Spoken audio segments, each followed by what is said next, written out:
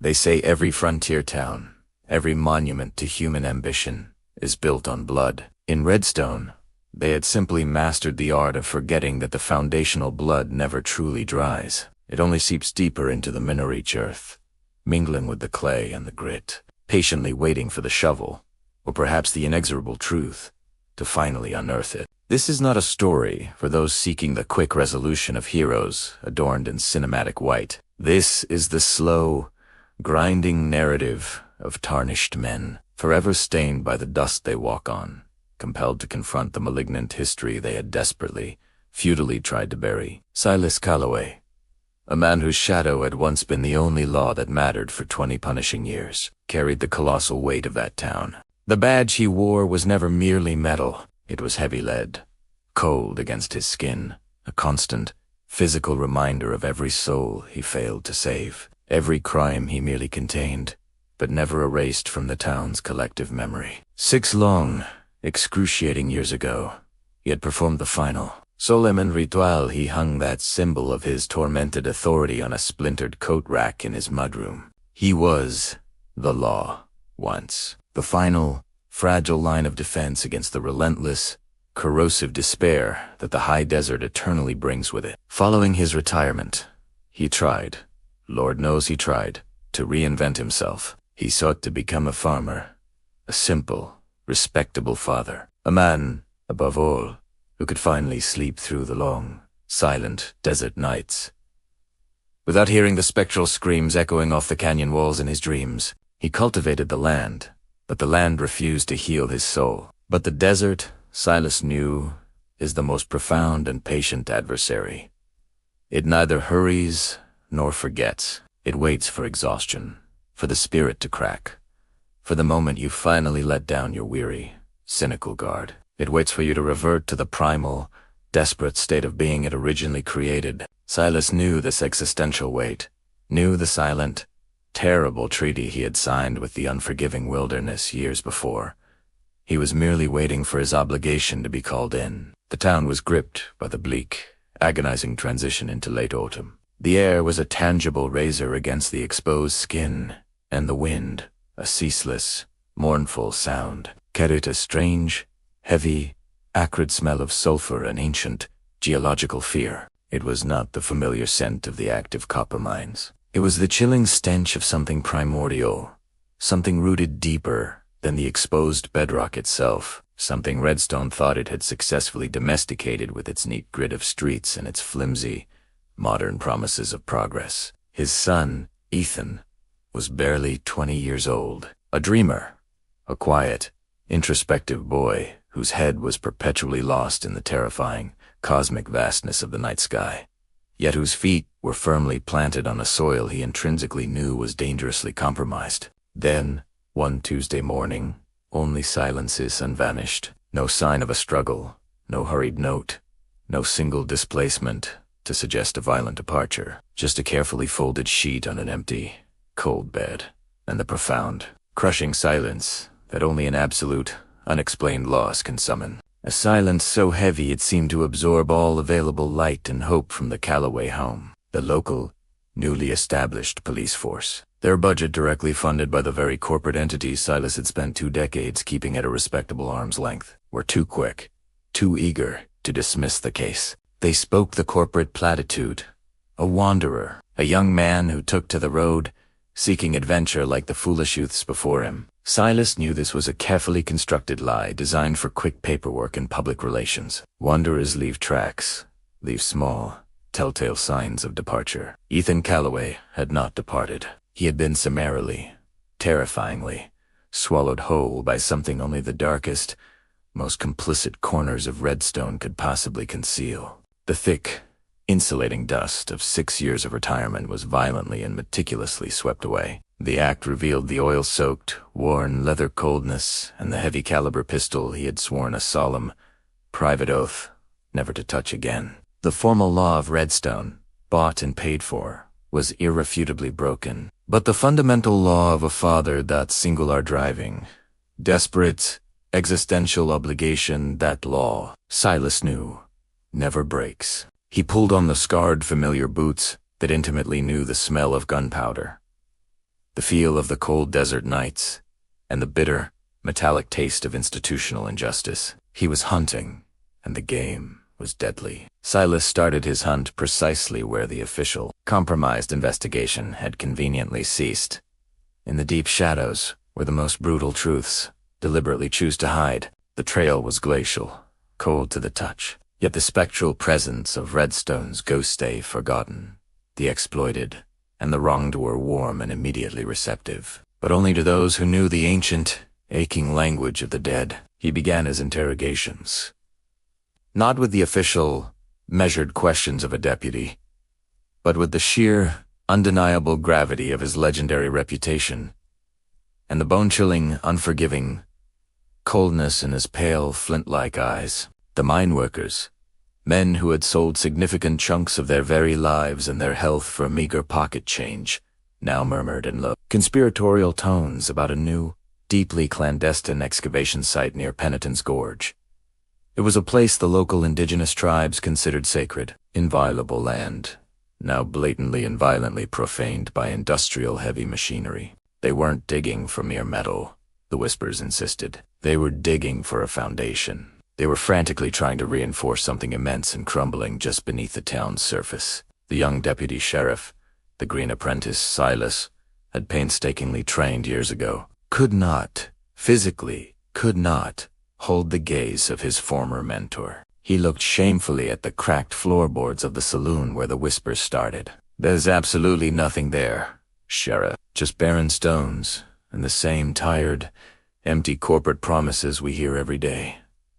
Go home, Silas.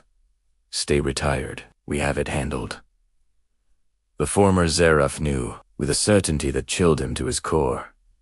When the official law actively attempts to mislead, it hides more than a simple fact. It deliberately conceals a deep, systemic, ongoing crime. He had to go to the source of the old truth. The only road that still retained any semblance of honor for Silas Calloway was the rutted track leading directly to the reservation. Out there, the concept of civilization was merely an open, festering wound, and the passage of time was deeply understood as a profound, endless spiritual cycle, not a convenient, linear timeline of profit and loss. Chief Kicking Bear was an eternal, immutable figure. He seemed completely unchanged since Silas had last stood before him, an immense, unyielding silence that appeared to consume both the harsh, unforgiving desert light and the trivial sounds of the town. He waited, his posture indicating he had always known Silas would eventually come, crawling back to the real, original law of the land. The retired sheriff approached with a desperate,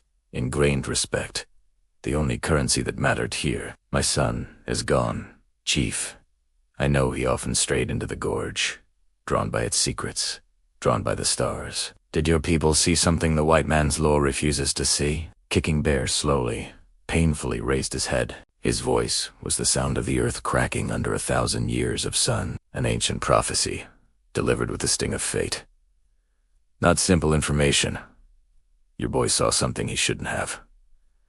A silence, thick enough to choke on, descended, filled only by the wind. Then the chief continued, his words slow, heavy, and profound, detailing the history. "They were not looking for wealth, Zeruf. They were digging a massive grave to cover the hole from which your town extracted its very soul, its initial promise. Your son is not simply missing. He's deliberately, righteously hidden. He has become the guardian of what they desperately tried to bury. He guards the silence. He guards the truth." The finality of the statement was suffocating. The chief concluded, "And this is the final decree, the last word you will receive from this land. Leave him in the silence. Zeraf, let him do his work, or we will all be brought down by the slow, sickening, unavoidable rod of Redstone. His secret is our temporary protection." The chief's prophecy became a maddening, relentless rhythm in Silas's mind. The guardian of what they try to bury, those stark, chilling words instantly transformed the internal, desperate search for his son into a public, mortal hunt for a secret so vital it held the entire town precariously suspended above oblivion. Silas returned to the Desfiladeiro do Penitente, the site openly operated by Redstone Development, the monolithic corporation that served as the primary instrument of the town's financial and moral corruption. He found the precise location of the entrance to a decades-old, abandoned mine shaft, cunningly and recently sealed behind a crude, hurried detonation blast. The dust clinging to the air, there was not the usual coppery scent of honest mining. It carried a heavy, metallic temps, a nauseating mix of fresh concrete, old, decaying blood, and deeply rusted iron. There, deep inside the suffocating, humid darkness of the sealed tunnel, Silas finally found the first undeniable proof left by Ethan. A meticulous, desperate map scratched onto the mine walls, filled with urgent, rudimentary geometric symbols, and a single, foreign, terrifying word, repeated over and over, written in letters that betrayed a desperate, tremulous hand. Aether, at the very base of the frantic, warning map. A narrow and highly unstable tunnel descended sharply into the geological fault line.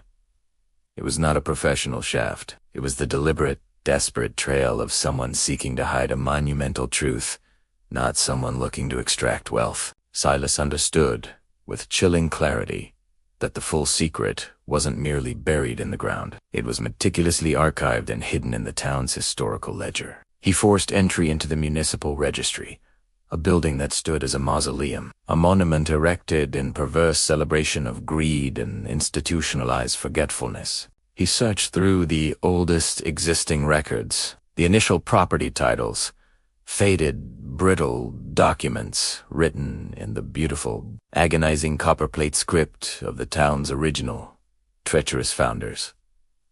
The truth, cold, irrefutable, and absolutely horrifying, began its slow, inevitable manifestation. Redstone, the proud, resilient town he had served for 20 years, had not been founded upon the fortuitous discovery of a gold vein, but upon a deliberate, systemic, century-old act of foundational fraud. The land itself had never been honestly acquired. It was brutally seized under a cold, calculated agreement with the tribe in 1888. The agreement's sinister core. The founders, desperate for power and rail access, had sworn an eternal, legally binding oath never to disturb an immense, subterranean vein of dense, black salt water, which the tribes called the Aether. This Aether was a natural geological anomaly, a vast, isolated reservoir of a deadly neurotoxin, sealed by centuries of geological pressure. The terror took hold of the former Zerif, paralyzing him momentarily. Redstone, the entire community, was not constructed on solid earth. It was built upon a thin, deceptive concrete cap, precariously sealing pure, unadulterated poison directly beneath every home, every church, every single patch of soil, with the ancient, damning secret finally revealed. Silas grasped the terrible, sacrificial gift Ethan had bestowed upon him through his absence. The boy hadn't abandoned his home or his fader. He was desperately attempting to prove, through action, that Redstone Development had maliciously shattered the original geological seal, digging dangerously close to the Aether to install the foundations for a new, colossal, profitable luxury real estate venture. The recent mining activity in Penitent's Gorge was never about or extraction. It was entirely about covering up the predictable, escalating seepage. The Aether toxin was stealthily beginning its slow, corrosive climb into the regional water table, silently, slowly, and lethally contaminating the drinking supply of every single unsuspecting resident. With every glass of water the townspeople consumed, the city collectively signed its own slow, painful death warrant. And Redstone Development was not merely complicit. They were fully aware, calculatingly silencing anyone who could possibly expose the ultimate terminal cost of the city's endless greed. Zara finally understood the chief's chilling warning to leave him be.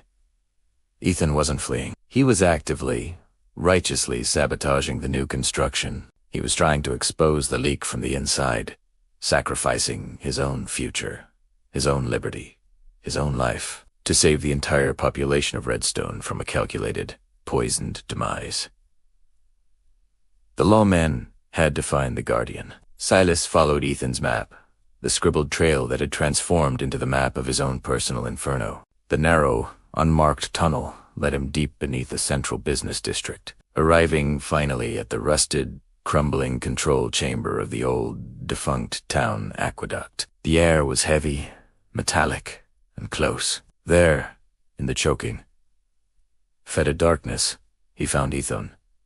Gaunt, dehydrated, scared, yet fiercely alive, with crudely wired explosives carefully attached to the chamber's concrete supporting walls. The boy was moments away from triggering a massive collapse, intending to bury the entire mine and the leak to reseal the toxin, even if it meant sacrificing himself and the evidence in the process. The unmistakable, sickening crunch of heavy boots on loose rock shattered the deep silence. It was the deputy sheriff, along with the heavily armed head of security for Redstone Development. They were armed not for an arrest, but for a cold, immediate execution. The deputy was the final price, the final piece of the bot law. The security chief smiled, a chillin, practiced expression of corporate indifference.